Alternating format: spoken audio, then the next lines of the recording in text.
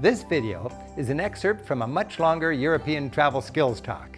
To view other topics or to watch my travel skills talk in its entirety, visit ricksteves.com or check out my Rick Steves YouTube channel. Thanks. I'm Rick Steves. Thank you so much for joining us today. And I have 30 years of travel experience I want to pack into a quick series of lectures. Right now, I want to talk about travel skills, all right? Travel skills, and when you think about planning your trip, it's clear to me, the more that you see the planning part of your trip as part of the joy and the value of your trip, the better. The more you plan ahead, the smoother trip you're going to have. And trip planning involves information, deciding what style of travel you want to have, and then also how to make a good itinerary. Information is fundamental. Information empowers you. More and more people are recognizing that they can be their own guides. Simply equip yourself with good information, expect yourself to travel smart, and you can. Now, of course, that's what we do for a living. I write guidebooks. I've got 100 people that work with me, and we've got guidebooks that give you the skills, we've got guidebooks that give you the phrases, we've got guidebooks that give you all of the sites, and we've got guidebooks that talk about the art. When you travel, you want up-to-date information. One thing I do is spend 4 months a year in Europe. I've done that for the last 30 years, making sure my information is up to date. Things are changing constantly over there. You need up-to-date information. Now, the textbook for this talk really is Europe Through the Back Door. I update that every year with 4 months of travel. One of my great joys is splicing in what I learned in the last year into the newest edition of this book. Just between you and me, this is the Kama Sutra of European travel fun. And I hope that with this book, you can learn from my mistakes rather than your own and have a better trip. Your trip is really important. We got to make sure we get the most use out of our money and out of our time. We always wish our dollar would stretch further, and we always grumble about short vacations. We Americans have the shortest vacations in the rich world. And it's important not to just be swimming through all the superlatives, but to cut through those superlatives and know exactly how should I use my precious vacation time over there once I get to Europe. The first stop I make in a town, no matter how well I know it, is the Tourist Information Office. This is where you find out where can I rent a bike, can I have a map of town, when are the fountains on tomorrow, what's happening tonight.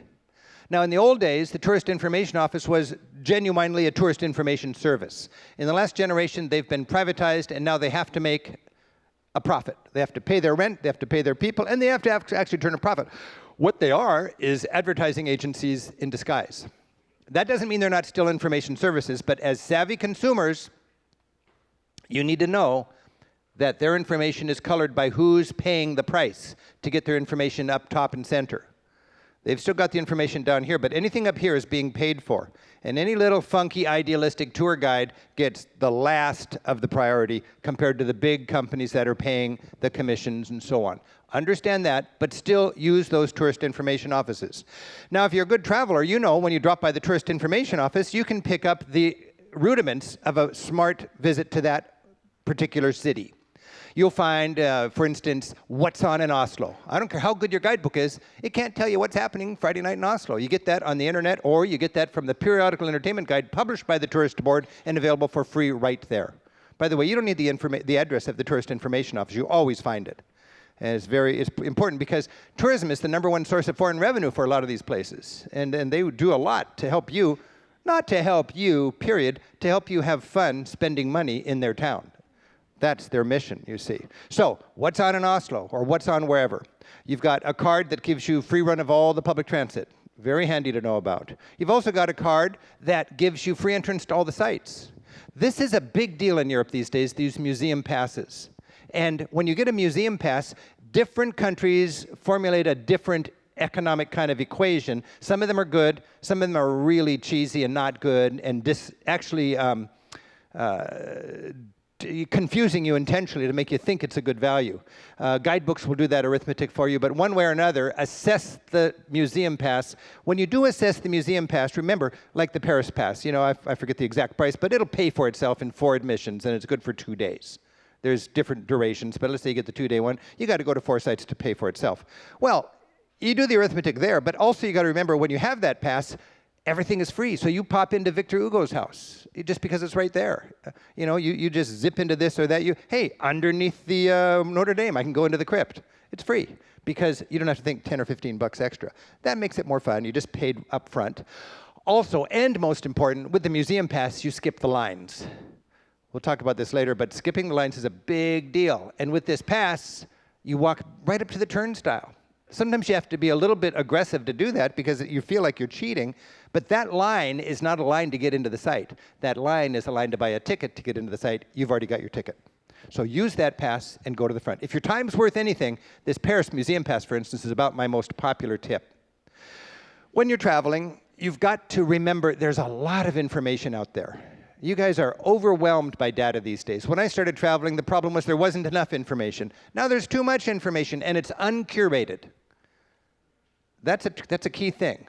A lot of Americans love this crowdsourcing stuff. TripAdvisor, Urban Spoon, Yelp, all that. It has its place. It is information, but nobody's curating it. And when you think of TripAdvisor, there's a lot of people that are just enamored with this whole concept, and they proudly do their whole trip according to TripAdvisor. Who's their guide? Their guide are people who've only been there once that are writing feedback. Their guide is companies in India that make a lot of money saying good things or bad things about businesses in Europe for hire. Their guide is people who go to a little B&B in Edinburgh and get a free breakfast in order if they promise to send a review to TripAdvisor. Their guide are enemy businesses that want to torpedo another business by saying bad things about it. Their guide is people who go to Paris and eat Tex-Mex. So remember, TripAdvisor is a service, but it is uncurated, and as a guidebook writer, I see there's quite a big difference. I go back every year, my staff goes back every year. We know our travelers, we know the culture. We try to sort through the information to give you a balanced look at it. Frankly, the most valuable thing in TripAdvisor for me is not hotels and restaurants as much as what to see and do in the town. I find it very helpful because if I'm coming into Amsterdam, I want to know what's new. And everything that's in business is listed on TripAdvisor. Every food tour, every bike tour, every Segway tour, every zip line, every goofy, goblin tour, it's right there on TripAdvisor. And then you can sort through that and decide what you want to do on your time if you'd rather be your own guidebook writer. But guidebook writers do that for you, and I think that's a good thing to keep in mind. When you are planning your trip, you remember you're coming into these big cities, you've got a day or 2 days in the town. How do you get your bearings?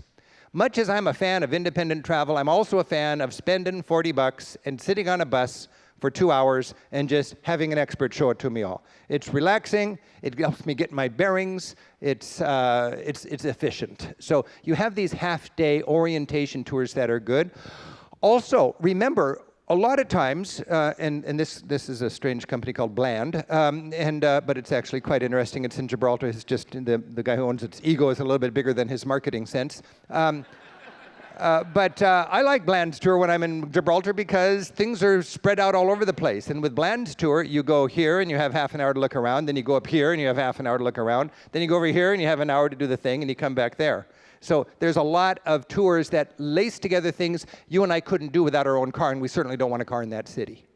When I'm in Bergen, I love the half-day tour that goes out to the Stav Church, outside of town, hard to get to on your own, and Edvard Grieg's home on Trolltegen, also outside of town, hard to get to. With the tour bus, it's super efficient, and your time is really valuable in Europe. A lot of people underestimate how important their time is. One very popular concept is hop-on, hop-off bus tours. All over Europe these days, you've got these tours. You pay, I forget, 30 bucks, and you get 24 hours access, and it goes around the town in a big 3-hour swing with 20 stops. And every 20 minutes in season, there's another bus coming by. The idea is you get on that and you hop on as you like, as you lace together all the sites in town. Cruise travelers find they're very handy because they include the cruise port in their loop.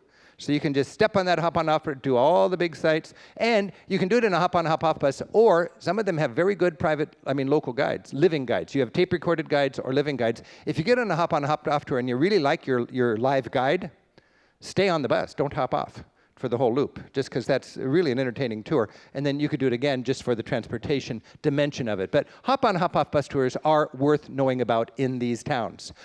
One of my great splurges, personally, is hiring a local guide, a private guide. It's a little expensive, but if you have a picnic for dinner and if there's 4 people to share the cost of the guide, you'll find it's money very well spent. All over Europe, there are licensed private guides working really hard who would love to be hired by you to meet you at your hotel and give you a 3 or 4 hour half-day trip around their town. Many of them have cars. All of them who you would be approaching speak very good English. When you look at my TV show, it seems like I have friends everywhere, doesn't it? I'm just hiring them to be my friends.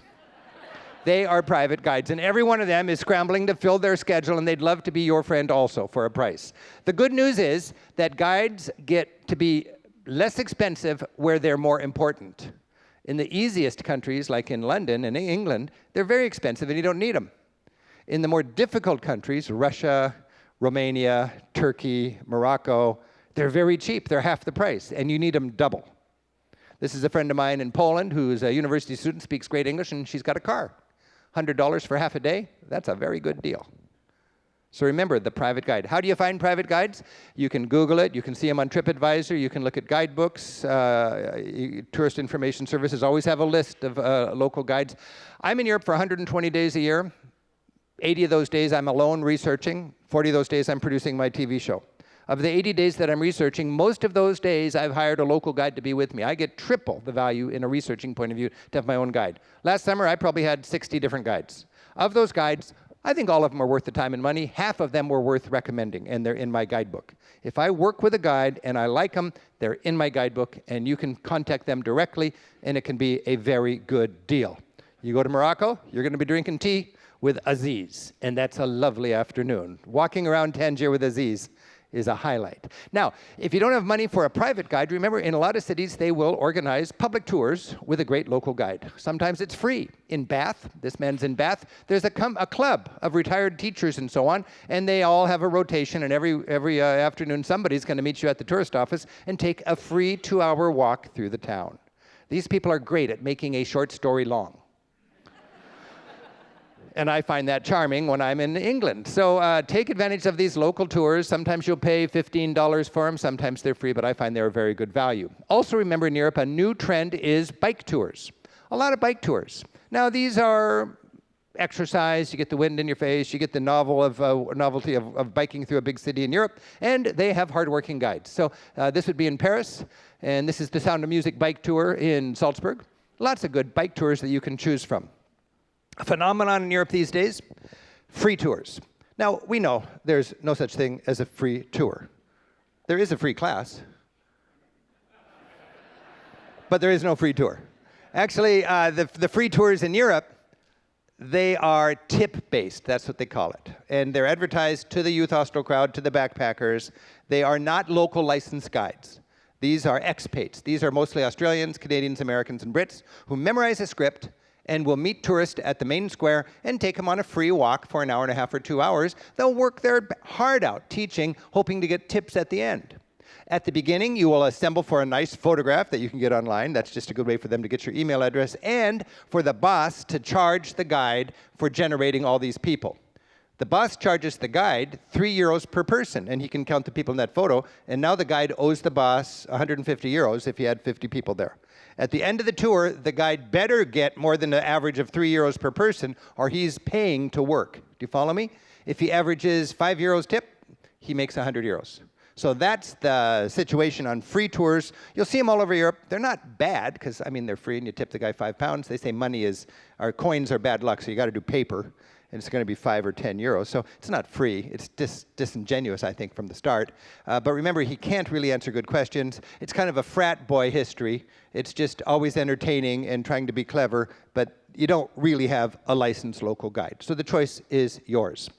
When you're traveling, you're going to find a lot of overwhelming sights. You come to this palace, and this could be a palace almost anywhere in Europe. And you got the king's apartments, you got the main assembly hall, you got the chapel, you got the romantic little hunting lodge in the garden, you got the place for the carriages. It's really a lot. And you need to get your bearings when you get there. There's always information. There's guidebooks, there's tours, there's audio guides, there's posted English signs throughout. Find out in these sites how you're going to get your good information. One of my favorite things is the guides at the sites. And in much of Europe, especially in the north, when you pay for a museum, also included in that is a free walk around. If you go to the big castle in Oslo, it is stony, empty, meaningless, and expensive. Except that there's somebody right there at the table that would love to take you around for half an hour. Suddenly you have your own private guide, and it all comes to life. So be sure you know how to get the local information. This man is a former student at Oxford that now loves to take groups around through all the colleges in Oxford. I'll tell you, going with a former student through the colleges of Oxford makes that visit a lot more interesting. Find the audio tours. This is something that's trendy in Europe. It just makes a lot of sense. Just a silly little extra, it really is nice to have your own earbuds in your day bag that you use a lot, because audio tours generally you have to hold up, and for a couple of hours you might be holding your hand to hear, and it's lousy quality. And with an earbud, assuming it has that that universal jack, you can put the thing in your pocket and have quality sound. You can even cut your audio rental costs in half by sharing one device with two people. Little Europe through the gutter days trick, all right? But one way or another, use those audio guides. They come in English, and they are either included or at a reasonable price and excellent. I work very hard in my teaching to produce an app that is full of free tours. And I really want to stress this, because this will save you $50 a crack when you're in Europe. I've got audio tours, must have 40 of them, for all the great sites, museums, and walks in Europe. I've worked on this really hard. Tens of thousands of people are going to the Pantheon, they're going to the Orsay Gallery, they're cruising the Grand Canal in Venice with me in their ears. And it's so nice. It's just the tours that's in the book already, but it's beautifully designed in a real-time way, so you just turn it on and you rarely have to pause, and then you can just relax. You don't need to read and look up, but I'm right in your ear the whole time, and we're walking together through St. Peter's Basilica. If you like my style of teaching, it's absolutely free. It's simple. You don't need the book or anything. You just download Rick Steves Audio Europe, and it'll be, I hope, a real boon to your sightseeing. Again, there's 40 or more of these tours covering all the major sites in Europe. London, Paris, Venice, Florence, Rome. You've got the tours with that app. You need to decide early on, are you going to take a tour, or are you going to go on your own? The most common reason Americans have for taking tours is because they don't think they can do it on their own. Anybody smart enough to be streaming right now or here in this theater has what it takes intellectually to make it around Europe without being spoon-fed by a guide. You're smart enough. Now, there are reasons to take a tour, good reasons to take a tour. A tour is efficient, and a tour can be economic. You're talking people into sharing a big vehicle. People ask me, how do I make any money on my tour company? It's the biggest part of our business. We make a lot of money on our tours. We took 20,000 people on 800 tours this last year, and people ask me, how do you make any money? When they try to add it up, it seems like about the same cost as going on your own. And I remind them, if I can talk 25 people into sharing one vehicle, right there, compared to the cost of renting vehicles and so on, or getting a train pass, there's more than enough profit for me. If everything else is a wash, the tour is good business for me and a great value for our travelers, assuming we can accomplish more in one day with the help of a guide and a bus than you could do on your own. That's the rationale for taking a tour. You got a guide, you got a bus, all the ducks are in a row, you've got reservations to the complicated sites and so on. If it's done well, it can be a very good deal. The big money, if you're a tour operator, is in those last 25 people on the bus that we don't have. 50 people on a 50-seat bus. Wow. We have 25 people on a 50-seat bus, you see. The standard, impossibly cheap tours in Europe are 50 people on a 50-seat bus.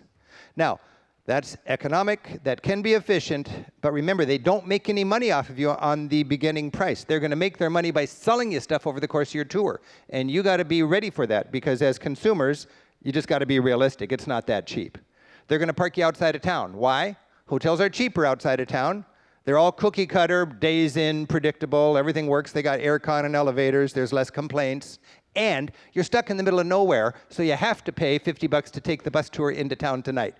50 people times $50 is $2,500 of gravy for the guide and the tour company. That's good business. That's what makes their world go round. Read the fine print on your standard budget tour bus brochure. It says you're going to sleep in the Florence area. That could be halfway to Bologna. I like to stay right downtown.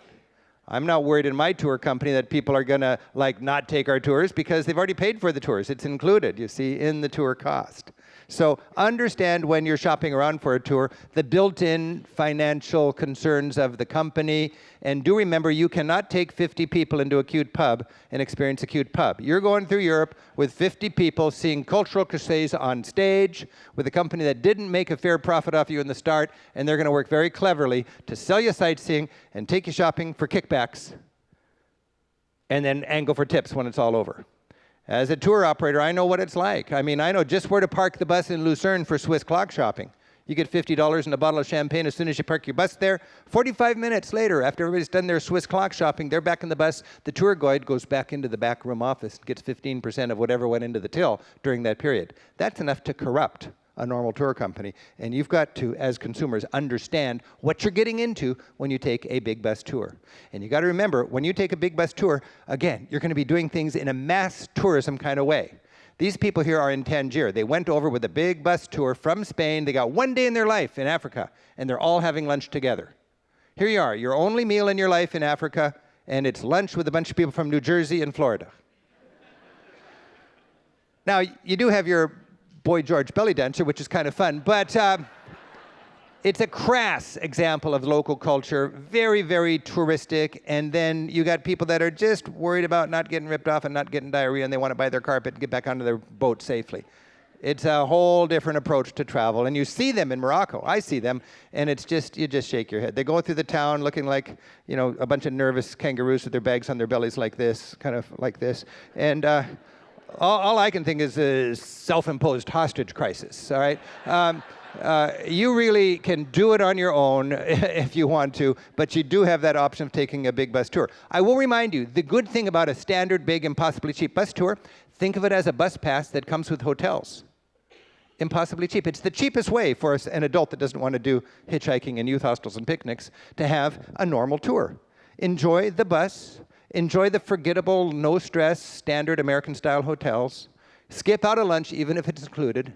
Do your own thing. Equip yourself with a guidebook, freeloading on the structure of a trip provided by a tour company that makes its money by selling you stuff once you're over there. Just buy none of their stuff.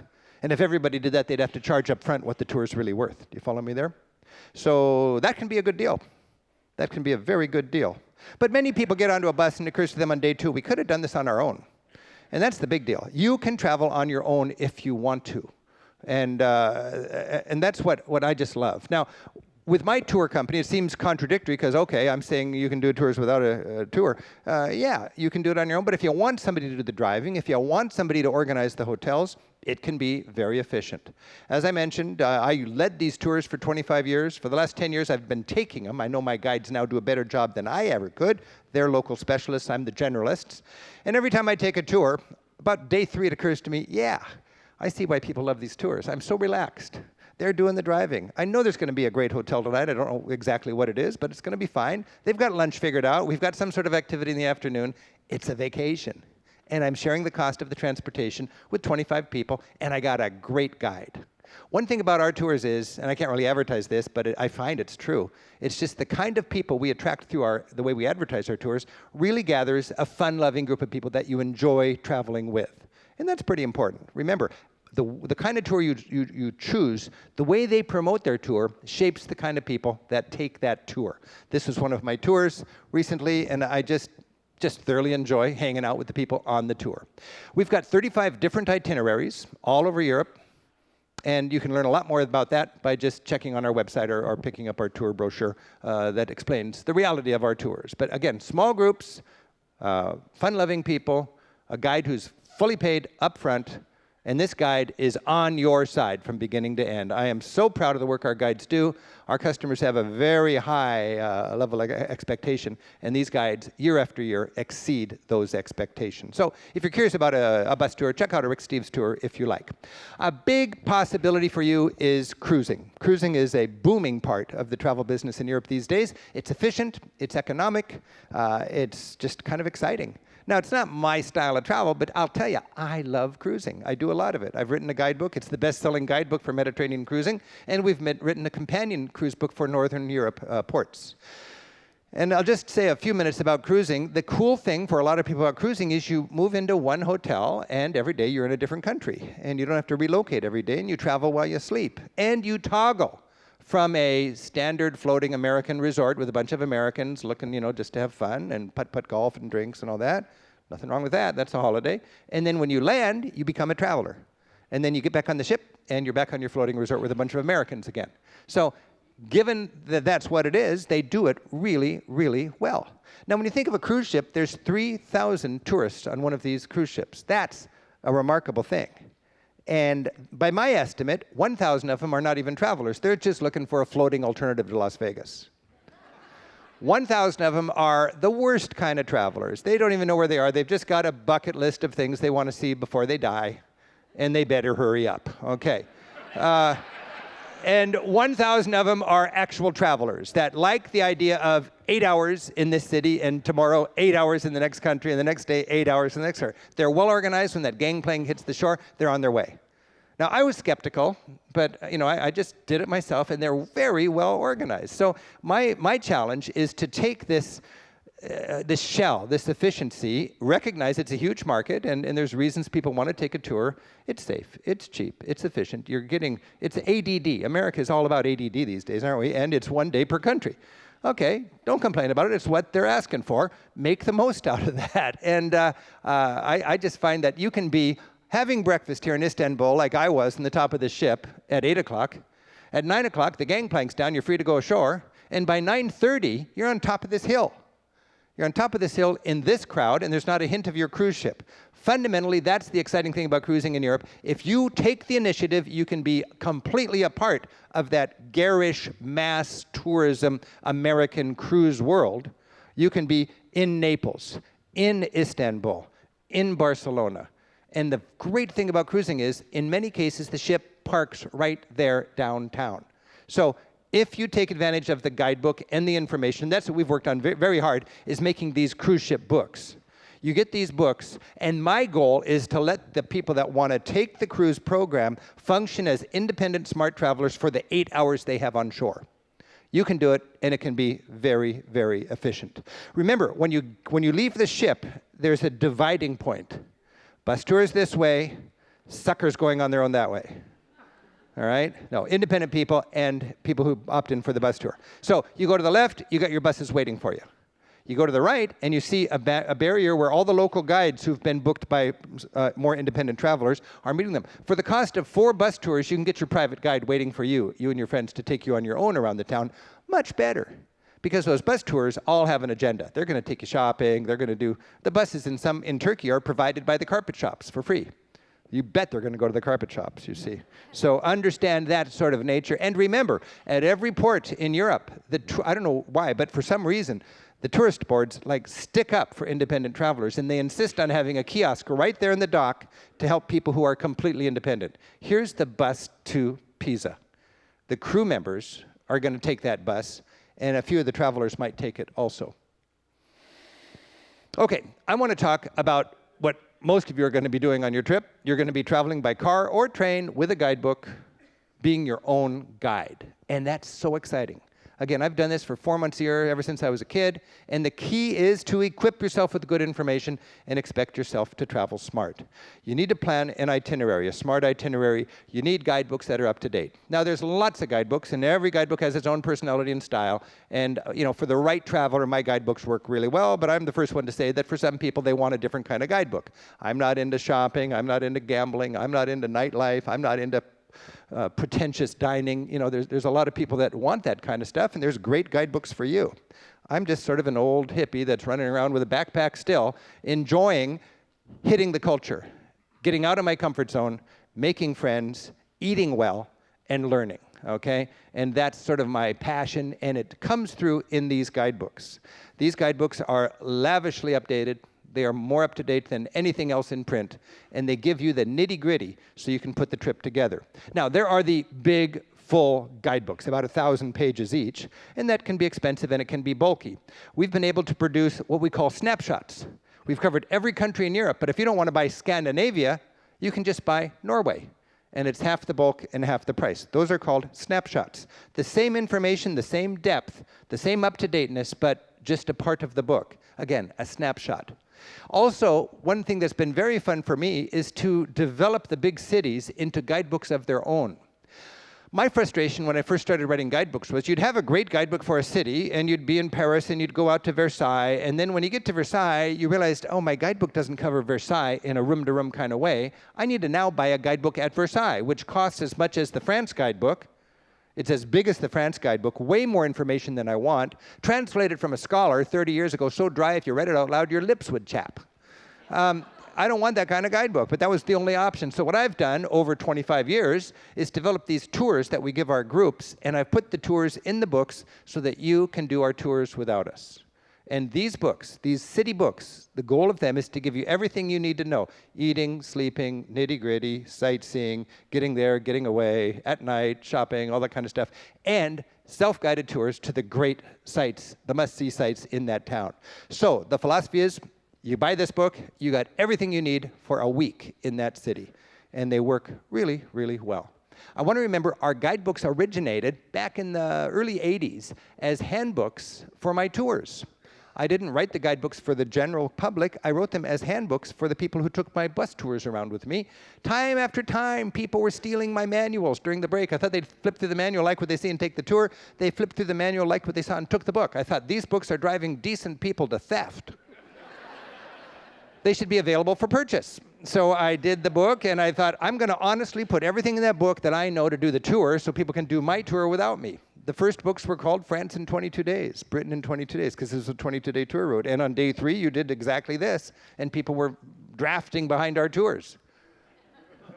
And it's a great thing. I love it. Now, that's evolved to now we took the 22-day program out of there, but it still has that passion, not for just taking care of your money, Europe on $5 a day style, but taking care of your time, France in 22 days style. So your time is a limited resource, just like your money, and these books today are the best-selling guides in the United States for each country in Europe because they take care of your time, they cut through the superlatives, and they take care of your money as well. Okay, so if you like my style, I think they can be helpful for you. Complete guidebook, snapshot, or city book. Now, a lot of Americans like to read the New York Times, and a lot of Americans think that's just too much print. I want to read USA Today. It's two different markets. What we've produced is the USA Today version and the New York Times version of each of our city guidebooks, and they're called pocket guides. The little punchy, colorful pocket guide has everything most people need to know, but about half of the verbiage as the big full guide. But it's punchier, it's more bullets, it's more charts and maps and colors, and they're very popular. So you've got the option to get the full guide or the pocket guide, and we just are working to handle your needs so you can put your travel dreams into smooth and affordable reality. I want to stress, we could never do these guides without our local guides in Europe. We're hiring guides all the time. I've got 20 people from my office that go over there, and we've got guides in every city in Europe that help us out. This is Peter Poltzman, and Peter took 5 days and just went around the countryside. Last time I was in Hungary, and we checked out all these little towns outside of Budapest, and I really am thankful for the work and the help we get from our local guides. Couldn't do it without them. Whether you're going to use a printed guide or a digital guide, it doesn't matter. It's purely a choice. All of our information is available digitally as well as in print, and how you like it really is up to you. Now, Europe 101 is the book I wrote after 25 years of leading tours around Europe, understanding what people need to know, and just as importantly, what they don't need to know. This is a very fun and practical swing through the story of Europe, from the pyramids to Picasso, designed with your sightseeing in mind. It's really important if you want to enjoy and appreciate the sights. And as you know, museums can ruin a good vacation. They really can. I know tourists are good for about 2 hours in the Louvre. And our job as tour guides and guidebook writers is to cut through the superlatives and lay out what is the best of that museum so you can enjoy it while you're still fresh. And the third book, which is the sort of philosophy book, is the Travel as a Political Act book, which talks about how we can get out of our comfort zone and gain an empathy for the other 96% of humanity, and come home with a mindset where we're more inclined to build bridges and less inclined to build walls. Now, these are the 3 fundamental books. Europe Through the Back Door, that's the skills, what we're talking about today. Europe 101, the art, and then Travel as a Political Act. That's how to broaden your perspective through travel, and they all work together as a sort of Maslow's hierarchy of travel needs to give you those skills, appreciating the culture, and then taking home the very best souvenir, that broader perspective. For more information, we've been filming TV shows like Nobody's Business, and we've got an archive of 100 shows covering all of Europe. And you can go to our website anytime you like and just click. There's 4 shows on Ireland, 16 shows on Italy, 4 shows on Turkey, 2 shows going across the Alps, lots of information. Of course, I like to think of them as entertaining and broadcast television, but I also think of them as a resource. Go to ricksteves.com, go into the TV section. If you're going to Denmark, there's 2 shows for you. That's a 1-hour lesson on Denmark, and I tell you, it really does help to let people know how they would spend their time. Also, at ricksteves.com, we've got this talk and a whole slew of other talks. I give talks on different countries. I've got wonderful guides giving talks just like this, talks on packing, talks on art, talks on Italy, talks on tech, a lot of very important information beyond the scope of this class, and they're all free. Go to the Travel Talk section at ricksteves.com, and you can go to school before your trip. And the whole idea is learn from our mistakes rather than your own so you can travel smoother. Very near and dear to my heart is my 3-part art lecture series that is available at our website, giving you a 5-hour swing through the story of Europe from the Middle Ages until today. Now, when you have that background information, now you can get down and dirty with your itinerary planning. What you do is lay down everything. Sit down with your travel partner and just brainstorm everything you want to do and how many days you want to spend in each of those spots. Then you add it up and you realize, oh, that's twice as many days as we have for a vacation, which is generally the case. All right, that's a start. So you take your wish list, and then you go through it with a hard look at what do we really have time for.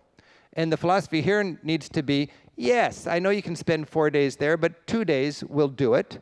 Just as bad as going too fast, I think it's going too slow. In each day that you stay in a town, I think there's a diminishing curve of returns. Day number 4 in a great city is not as good as day number 1 in a secondary city. If I had 3 days in Edinburgh, I could make a strong case, 2 days in Edinburgh, and take a 45-minute side trip to Glasgow, you see. So you've got those kind of decisions to wrestle with. But don't think that 5 days in one stop is as good as it's trendy to say, all right? I keep it moving, and I'm the first one to say you can go too fast, but also you can go too slow. Also, don't try to exhaust Europe at what it has to offer on one trip. You can't. You'll always be frustrated. Assume you will return. On this itinerary, we had 7 days in Greece. It's just not going to happen. Let's do Greece on another trip and focus right in on Greece and do it off season, much smarter, you see. Think about the weather. Think about not spending a lot of travel time getting somewhere and back. Think about taking a few night trains, thinking about paring it down, and now you got your trip into 21 days. You lay it out on a calendar. And then I like to build a chart like this, just on Word, and it's a living document. Everything I'm working on is in this chart. Guides I've made, checklist of things to do, reservations to make, hotels that I want to get, hotels that I have booked. Keep careful track of it, because if you're sloppy and you book a hotel and you forget about it, it's expensive. They're gonna bill you. If you're sloppy and you didn't know that you got to make a reservation for the Last Supper, you're going to get there and be very frustrated. So here's where you put all your notes. It's a lot to keep track of, and you can do it with your growing file.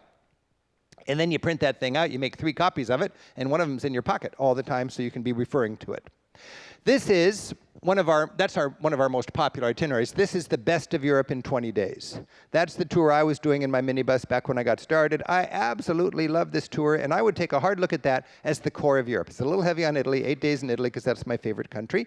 It's open jaws, starting in Amsterdam and finishing in Paris, because you should not fly in and out of the same city unless you have a good reason to. It makes no sense at all. It takes extra time and money to get back to your starting point.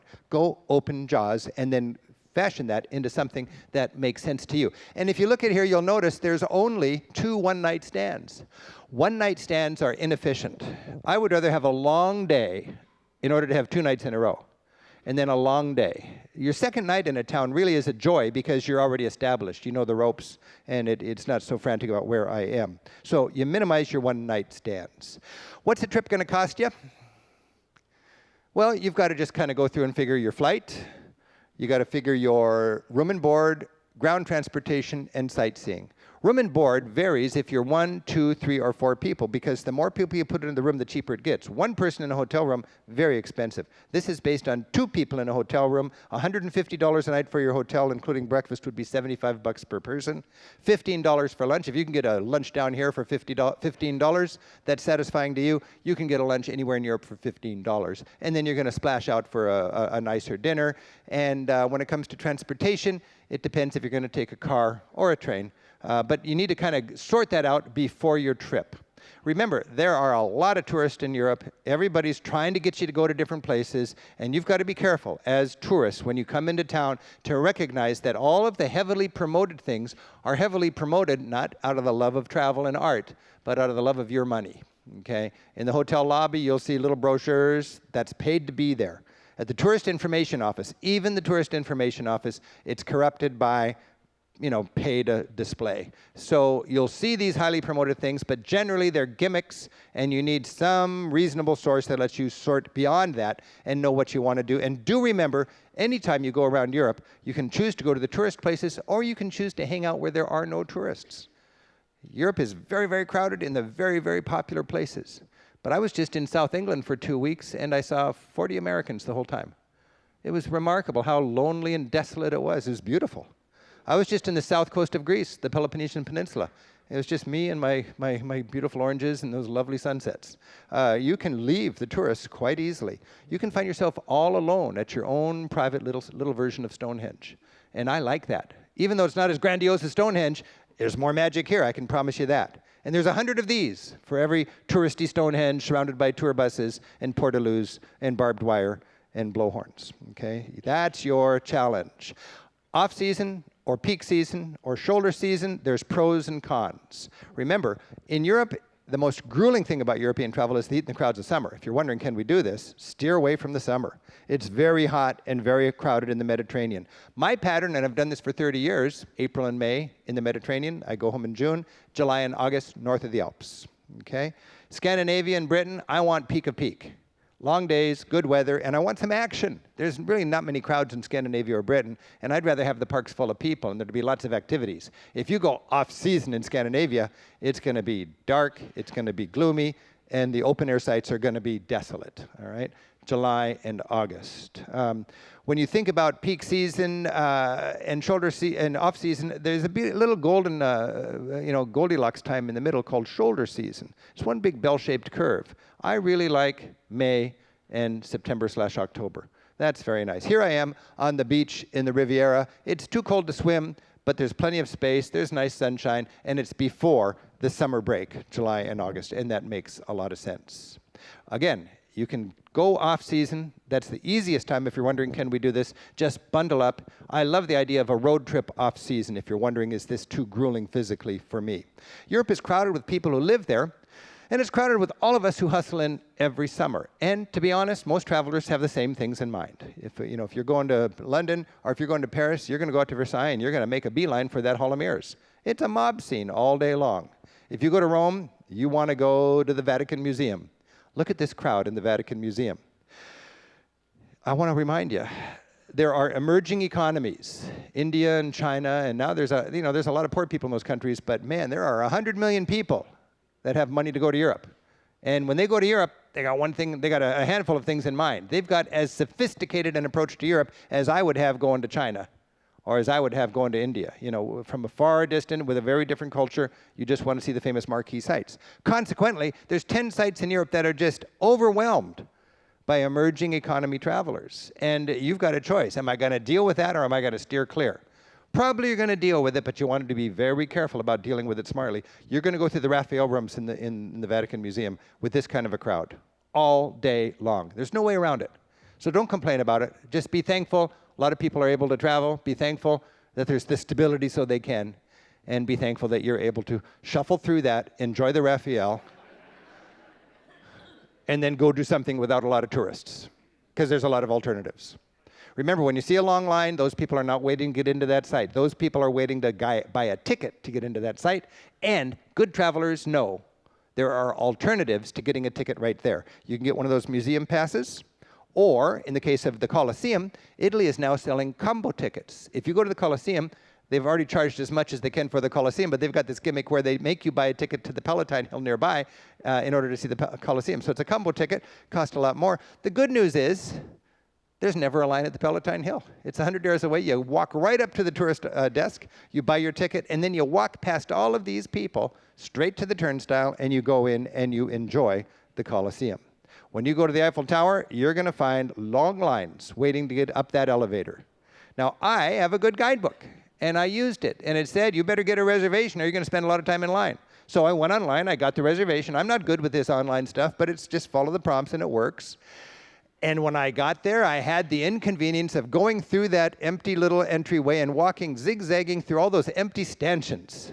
And I thought, how silly, I'm walking half a mile just to get to the front of the line.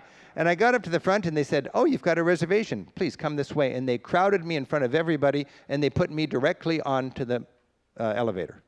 I went up, I had a great time, I came back down, and I walked that whole line looking at everybody in that line. And it occurred to me, not one of them had the Rick Steves Paris guidebook. There's two IQs of European travelers, those who wait in lines and those who don't wait in line. If you're waiting in line, frankly, you're messing up. And you're doing your loved ones a disservice, if nothing else. Be aggressive about avoiding those lines. I never wait in lines. You can get around the lines. That's my passion in my research, is to help my travelers with my books not wait in line. A lot of people just think, I'm going to Disneyland, I'll wait 2 hours for this site. No, you don't need to do that. There are ways around those lines. In many cases, you can call or email and get an appointment. This is Mad Ludwig's Castle in Bavaria, 2 hours south of Munich. Many people drive from Munich down to Mad Ludwig's Castle. They go to the ticket office, and it says, there's a little sign that says, sorry, all the tickets are allotted for today. Come back tomorrow. That's catastrophic. You can drive down and go to Will Call and pick up your appointments. Here I've got tickets to both castles, Hohenschwangau and Neuschwanstein, and I get an English tour, and it's very, very efficient. It's just good travel. Remember, a lot of sites these days require reservations. If you want to go to the Alhambra, you got to get a reservation. If you want to go to the Last Supper, you got to get a reservation. If you want to go to the Borghese Gallery, you got to get a reservation. So guidebooks will tell you which sites require reservations and which sites offer reservations, and it's crazy not to get reservations. In a lot of cases, I would say if reservations are available, it means because there's a lot of crowds. Even if it's not required, you're wise to get a reservation. I came into Rome one time just seeing what it was like without reservations. It was just horrible. I didn't get into anything that I wanted to get into. You know, the Colosseum. It's just really frustrating. So get on the ball when it comes to these reservations. This is the Pantheon here. I stay about a block away from the Pantheon. And in the middle of the day, I like to drop in just because it's a human traffic jam under that great dome. But I drop in early in the morning and late at night. And I am literally the only person in the Pantheon. A little kid comes chasing his dog into the place, and you know, a couple of pensioners are dropping in to marvel at it early and late. But in the middle of the day, that's the packed scene. Remember, 10 till 4, it's really crowded because that's when the groups can come in from cruise ships and from outlying hotels.